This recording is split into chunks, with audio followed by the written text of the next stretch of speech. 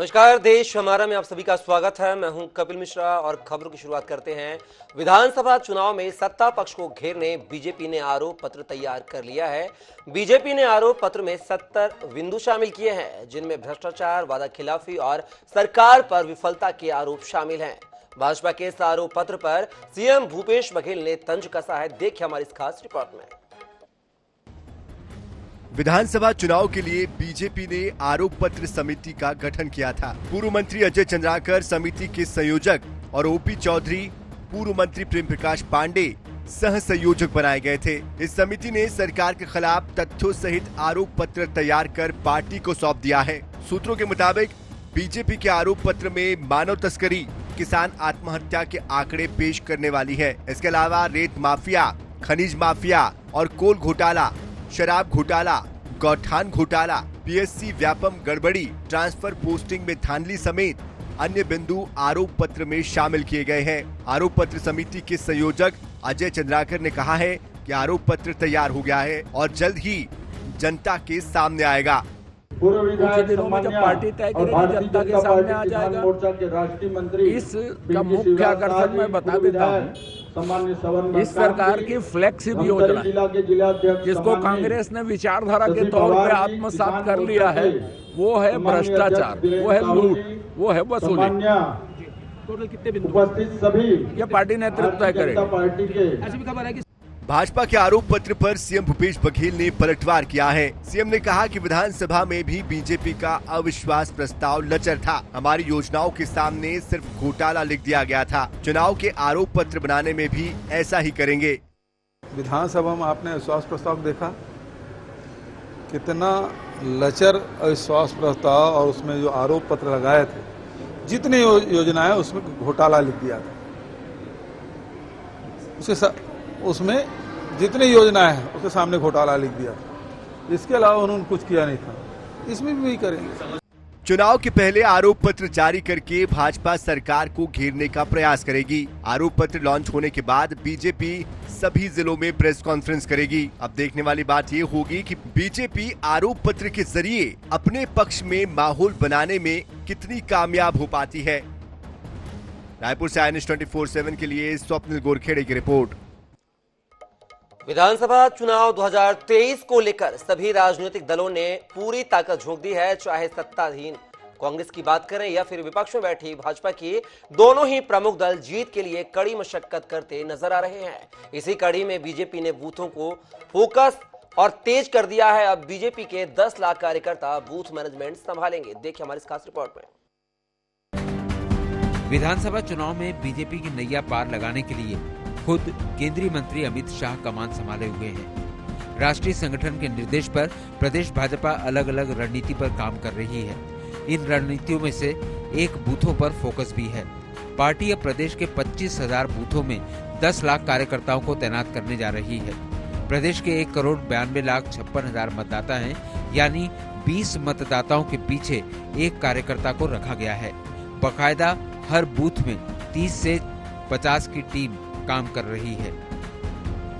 हर booth के लिए पन्ना और पेज प्रभारी भी बनाए गए हैं। इनका काम मतदाताओं के घरों तक जाकर बीजेपी के पक्ष में माहौल बनाना है। चुनाव बूथ में होना है। बूथ जीतेंगे तो आप विधानसभा जीतेंगे, और विधानसभा जीतेंगे तो आप सरकार बनाएंगे। इसलिए बूथ मजबूत होना चाहिए, और इसके लिए सभी कोई बूथ में काम करते हैं, और बूथ से ही जीत सुनिश्चित है। तो इसलिए सभी कार्यकर्ता लगे हुए हैं, और इस अभियान को लेकर के लगातार हम लोग काम कर रहे हैं, और हमें पूरी उम्मीद है कि इस बार हम बहुत ज़्यादा बूथ जीतेंगे, कि जिससे विधानसभा जीतेंगे और सरकार हमारी बनेगी। बीजेपी के बूथों पर फोकस को लेकर कांग्रेस तंज कस रही है। कांग्रेस के संचार प्रमुख सुशील आनंद शुक्ला का कहना है कि पिछले चुनाव में भी भाजपा ने बूथों में 25,000 प्रभारी नियुक्त करने की बात कही थी। इन्हीं के कार्यकर्ताओं ने बीजेपी को वोट नहीं दिया। इस बार भी यही हाल होगा। पिछले चुनाव में भी 15 साल सरकार में रहने के बाद भारतीय जनता पार्टी ने छत्तीसगढ़ में दावा किया था कि उनके प्रदेश में 50 लाख सदस्य हैं, और जब वोट मिला तो पूरे वोट सिर्फ 35 लाख ही मिले। 15 लाख मतलब इनके सदस्यों ने वोट नहीं दिया, तो वैसे ही ये बूथों में 25,000 प्रभारी नियुक्त कर रहे हैं। जब 2023 का चुनाव होगा, हारने के बाद जब ये समीक्षा करेंगे तो पता लगेगा कि इनके 25,000 बूथों में आधे से ज़्यादा लोग तो फर्जी थे। बीजेपी चुनाव में नए नए प्रयोगों के जरिए सत्ता हासिल करने की जुगत में दिखाई दे रही है।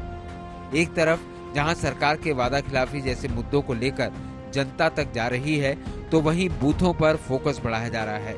इसका कितना फायदा बीजेपी उठा पाती है, ये आने वाला वक्त ही बताएगा। रायपुर से INS 24/7 के लिए स्वप्निल गौरखेड़े की रिपोर्ट।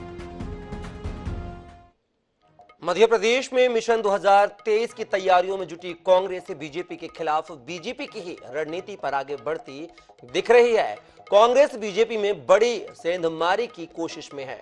कांग्रेस की नजर सत्ताधारी दल से नाराज नेताओं पर है, खासकर सिंधिया समर्थक मंत्रियों के खिलाफ बीजेपी से लाकर ही प्रत्याशी चुनाव में उतारने की प्लानिंग कर रही है। देखिए हमारी इस खास रिपोर्ट में। बीजेपी के खिलाफ बीजेपी के ही नेताओं को कांग्रेस में लाकर चुनाव लड़ाने के लिए कांग्रेस जी तोड़ कोशिश कर रही है। इसके साथ ही कांग्रेस की ये प्लानिंग भी है कि बीजेपी अगर उपचुनाव हार चुके सिंधिया समर्थक मंत्रियों को टिकट देगी तो उनके खिलाफ भी मजबूत और दमदार उम्मीदवारों को उतारा जाए। कुल मिलाकर सिंधिया समर्थकों के खिलाफ कांग्रेस बड़ी रणनीति के साथ मैदान में उतरने की तैयारी कर रही है।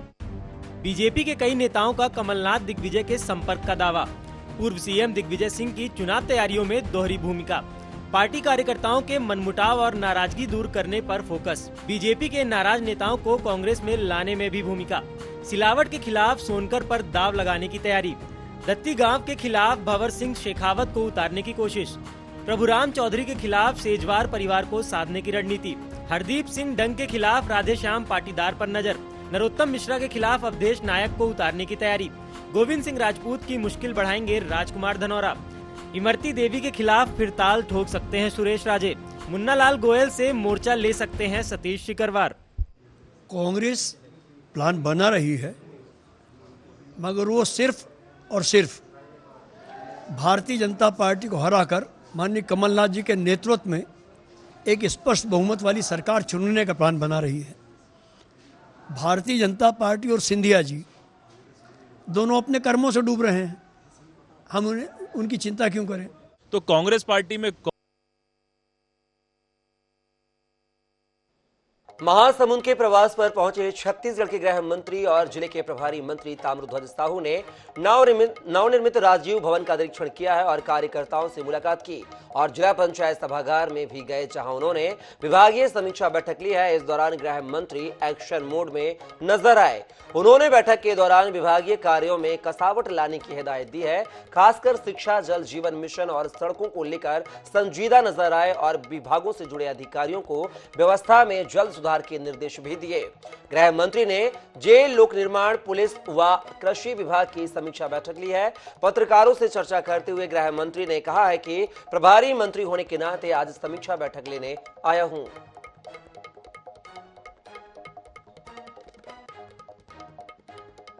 ये बैठक जो है प्रभारी मंत्री के नाते जिले के आके सभी विभागों के समीक्षा करना होता है। मूल उद्देश्य कि सरकार के हर विभाग की जो योजनाएं हैं उसका क्रियान्वयन किस ढंग से हो रहा है, उसमें क्या तकलीफें आ रही हैं, क्या कमियां हैं, क्या बेहतर और उसमें किया जा सकता है, योजनाओं का लाभ जनता को सीधे मिल रहा है, नहीं मिल रहा है, ये परीक्षण करना, समीक्षा करना मूल उद्देश्य होता है। मध्य प्रदेश नीति आयोग ने भोपाल के Kushabhau Thackeray international convention centre में आयोजित कार्यक्रम में बहुआयामी गरीबों पर अपनी रिपोर्ट पेश की है। इस मौके पर प्रदेश में 1,36,00,000 लोगों को गरीबी से मुक्त करने की यात्रा पर पॉलिसी ब्रीफ जारी की गई है।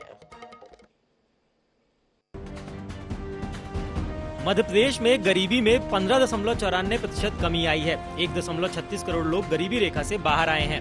ग्रामीण शहरी क्षेत्रों में गरीबी में कमी है। मध्य प्रदेश की ग्रामीण क्षेत्र में गरीबों की आबादी में 20.58% की गिरावट आई है।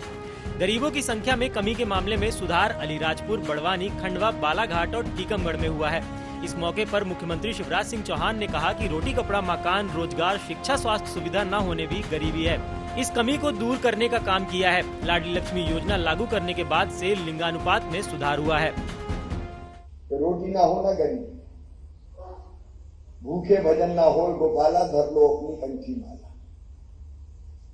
रोटी चाहिए,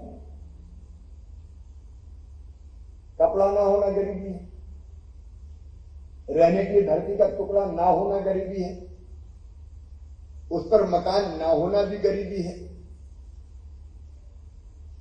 रोजगार के साधन ना होना गरीबी है, रोटी कपड़ा मकान पढ़ाई दवाई, क्योंकि स्वास्थ्य की सुविधा नहीं है तो वो भी गरीबी।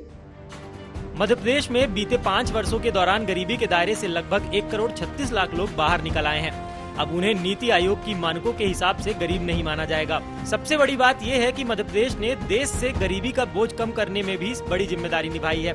मध्य प्रदेश ने इस अवधि में 10% का योगदान दिया है। INH न्यूज के लिए सनी मालवीय के साथ भोपाल से मनीष कांत जैन की रिपोर्ट। मध्य प्रदेश कांग्रेस कमेटी के अध्यक्ष कमलनाथ ने भाजपा की केंद्र और प्रदेश सरकार पर जमकर निशाना साधा है।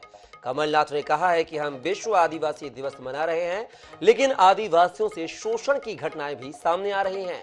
सिंगरौली में विधायक के बेटे ने एक आदिवासी पर गोली चला दी, लेकिन इन सब से बीजेपी को कोई मतलब नहीं है। धार्मिक आयोजनों और पब्लिसिटी के आरोपों पर कमलनाथ ने कहा है कि मैंने 15 साल पहले ही छिंदवाड़ा में प्रदेश का सबसे बड़ा हनुमान मंदिर बनवा दिया था। मैंने इस बात का कभी पब्लिसिटी नहीं की है। एक विधायक के बेटे ने गोली चलाई, ये सब हो रहा है। आज यहाँ किसी को चिंता प्रदेश चलाने की नहीं है। ये आज प्रदेश का हाल है। मुझे बड़ा दुख है, बड़ी चिंता है कि अगले 4 महीने अपना प्रदेश कैसे चलेगा, क्योंकि किसी का ध्यान प्रदेश चलाने में नहीं है, अब तो समेटने में है। कैसे हम समेट लें। अमृत भारत स्टेशन योजना के अंतर्गत देश भर के 508 रेलवे स्टेशनों का पुनर्विकास किया जा रहा है। प्रधानमंत्री नरेंद्र मोदी ने वीडियो कॉन्फ्रेंसिंग के माध्यम से रीडेवलपमेंट की आधारशिला रखी है। इसके तहत छत्तीसगढ़ के भी 9 रेलवे स्टेशनों को भी पुनर्विकास योजना में शामिल किया जाएगा। रेलवे देश की परिवहन व्यवस्था की जीवन रेखा है।